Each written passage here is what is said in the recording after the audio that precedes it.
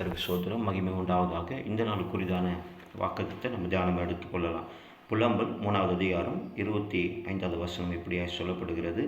தமக்கு காத்திருக்கிறவர்களுக்கும் தம்மை தேடுகிற ஆத்மாவுக்கும் கர்த்தர் நல்லவர் என்று சொல்லப்படுகிறது. கிறிஸ்துவில் பிரியமானவர்களே, நிறைய நேரத்தில் நம்ம காத்திருந்திருப்போம். ஆண்டவருடைய சமூகத்திலும் சரி, இல்லை மற்ற காரியத்துக்காக நம்ம காத்திருந்திருப்போம்.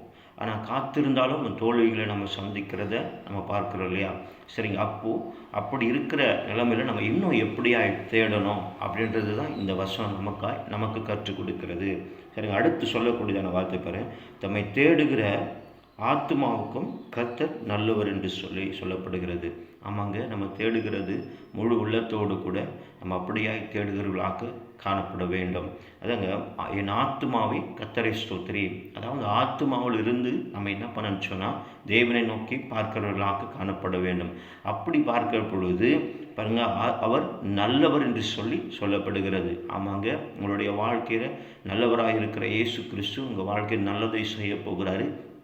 நீங்கள் அப்படியாக முழு உள்ளத்தோடு கூட ஆத்மாவோடு கூட சேர்ந்து தேவனிடத்தில் நீங்கள் விண்ணப்பம் பண்ணி பாருங்கள்.